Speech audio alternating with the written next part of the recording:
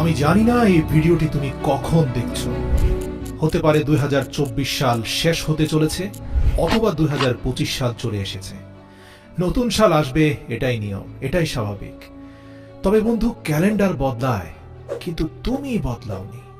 আমি জানি না তোমার গত বছর কেমন ছিল, কিভাবে কেটেছে, কিন্তু বন্ধু, সামনে আসতে চলেছে যে 6টি মাস, আমি গ্যারান্টির সাথে বলতে পারি তোমার লাইফ চ্যালেঞ্জিং হয়ে যেতে পারে যদি তুমি আজ থেকেই শপথ না করো।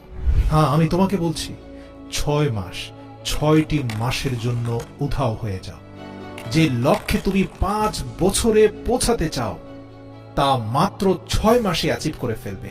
তোমার মধ্যে ভয়ঙ্কর পরিবর্তন চলে আসবে। বিশেষ হচ্ছে না? আজকের তারিখটা তুমি নোট করে নাও, আর ভিডিওর মধ্যে ডুবে যাওয়ার আগে দয়া করে যা কিছু অতিরিক্ত করছো তা বন্ধ করে দাও। 6 মাসের জন্য উধাও হয়ে যাও। সামনে আসতে চলেছে 6 মাসের জন্য ভুলে যাও তোমার দুনিয়াতে বন্ধু আছে। বিশ্বাস করো, কেউ কোথাও যাবে না তোমাকে ছেড়ে।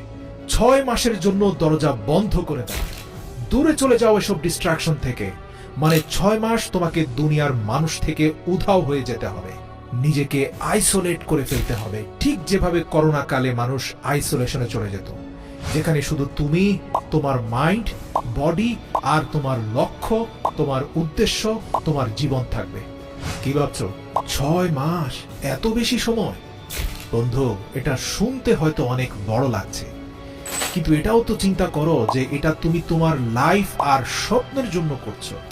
এটার মধ্যে যেই আসুক, যত ধরনের মানুষ যত কথাই তোমাকে বুঝাক, যত টাকা পয়সার লোভ আসুক, যে যেইভাবে তোমাকে বুঝাক না কেন, মনে করবে তারা ফালতু কথা বলছে। তোমার বন্ধু নিজের স্বার্থের জন্য তোমাকে কাছে ডাকছে। বিশ্বাস করো, তোমার যাওয়া না যাওয়া নিয়ে কিচ্ছু যায় আসে না। মনে রাখো, এই 6 মাসে তুমি যত মানুষের সাথে থাকবে, তুমি ততই নষ্ট হবে। সব আনন্দের গ্রুপ থেকে লেফট হয়ে যাও, ফালতু মানুষ এড়িয়ে চলো, আর টাইম ওয়েস্ট যারা করে তাদেরকে ব্লক করে দাও জীবন থেকে, ফেসবুক থেকে, ইনস্টাগ্রামের দুনিয়া থেকে বের হয়ে আসো। তোমার কাজ আছে জরুরি, এটা বলে শেষ করো চ্যাটিং। মেসেজ টাইপ করে নিজের সময় নষ্ট করো না। 6 মাস সেলফিশ হয়ে যাও, নিজের কথা চিন্তা করে, নিজের লাইফ, নিজের স্বপ্ন, নিজের লক্ষ্য, নিজের ফ্যামিলির কথা চিন্তা করো। Number 2, speech less, do more. মনে রেখো, খালি পেট আর পয়সা সবসময় আওয়াজ করে বেশি। তোমার অ্যাটিটিউড আর তোমার মোটিভেশনাল স্ট্যাটাসে কিছুই হবে না বন্ধু। কেউ কিছু বলে দিয়েছে আর তার বদলা নেওয়ার জন্য ফেসবুকে তুমি স্ট্যাটাস দিয়েছো, success is the best revenge. Status দিচ্ছ আর দিনভর বিছানায় পড়ে আছো। অন্যকে জানানোর জন্য, অন্যকে দেখানোর জন্য স্ট্যাটাস দেওয়া বন্ধ করো। ফেসবুক, ইনস্টাগ্রামের ফাঁদ থেকে বাইরে আসো। মানুষের সাথে তর্কাতর্কি করা বন্ধ করো। সবাইকে নিজের কথা বলো না। তোমার জীবন হচ্ছে তোমার সবচেয়ে প্রাইভেট পার্ট। সবাইকে নিজের জীবনে ঢুকতে দিও না। কখনো ভেবেছো তোমার মোটিভেশন কেন সবসময় ঠান্ডা হয়ে যায়? কারণ তুমি এমন মানুষদের সাথে থাকো যারা তোমার সব এনার্জি চুষে নিয়ে তোমাকে খালি খোসা বানিয়ে ছেড়ে দেয়। এরকম বন্ধুত্ব থেকে বাইরে আসো। মানুষকে নিয়ে সমালোচনা করা, অন্যকে নিয়ে চিন্তা করা ছেড়ে দাও। যদি তুমি না থাকো, দুনিয়া থেমে যাবে না। তোমার থেকে শ্রেষ্ঠ মানুষটা দুনিয়া থেকে চলে গেছে বলে দুনিয়ার কিচ্ছু যায় আসেনি।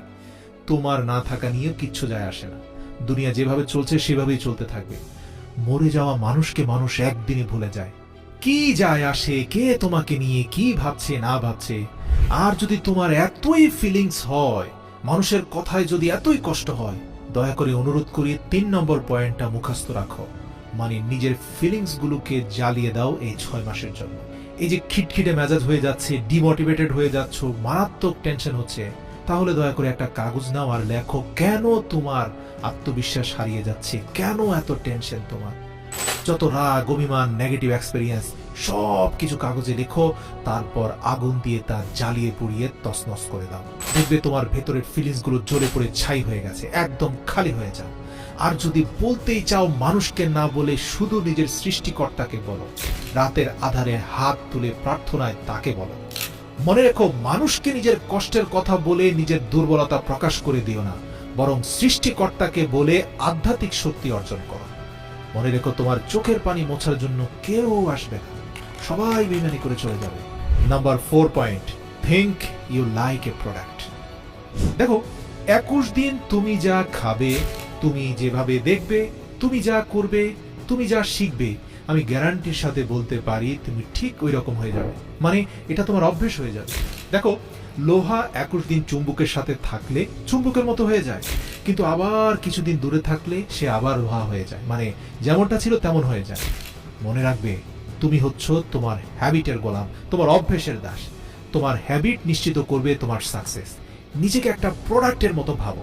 এটা চিন্তা করো যে যদি কোনো গাড়িতে খারাপ তেল যায় তাহলে সে গাড়ি কতদিন চলতে পারে।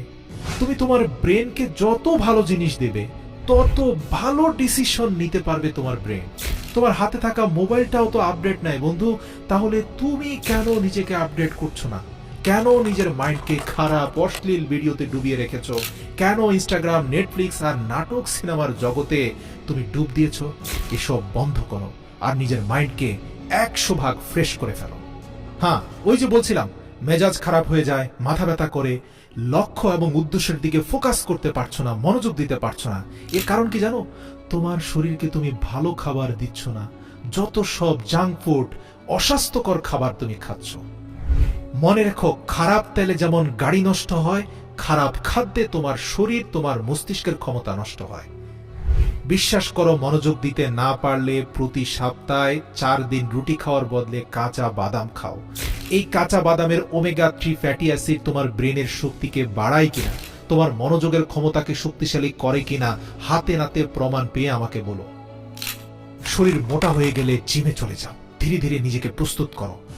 আচ্ছা, তুমি লাইফে কিছু করতে চাও আর সেটা করার জন্য তোমার এনার্জি থাকতে হবে। তোমার শরীরে যদি এত চর্বি থাকে আর যদি তুমি এত দুর্বল হয়ে যাও, তাহলে তুমি সফলতার ধাপগুলো পার হবে কিভাবে? আসছে 6 মাস, নিজেকে পাল্টে ফেলো। খাদ্য অভ্যাস চেঞ্জ করো, বডিকে ভালো কিছু দাও। স্বাদের জন্য খেও না, জীবন্ত খাবার খাও, জীবনকে ভালোবেসে খাও। জিমে যাও, টেস্টোস্টেরন বাড়াও। অনেক বেশি মাসেল হবে, অনেক বেশি টেস্টোস্টেরন বাড়বে। হাই টেস্টোস্টেরন মানে হাই এনার্জি, মোটিভেটেড ফিল করবে টেস্টোস্টেরনের কারণে। তোমার মাইন্ড মানে তোমার ভেতরের জেনারেটর ভালো কাজ করবে, মনে হবে যেন তুমি আকাশে উঠছো। এবার যখন নিজের শরীরকে প্রস্তুত করে ফেলেছো, নোট পেপার নিয়ে লিখে ফেলো তোমার যা যা লক্ষ্য, তোমার সকল স্বপ্ন লিখে ফেলো।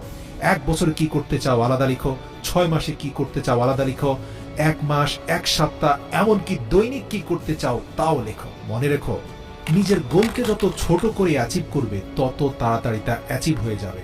আর যত বেশি অ্যাচিভমেন্ট হবে, তোমার আত্মবিশ্বাসের শক্তি তত তীব্র এবং শক্তিশালী হবে। আচ্ছা, ধরো তুমি ফেসবুকে 10 লক্ষ টাকার পণ্য বিক্রি করতে চাও।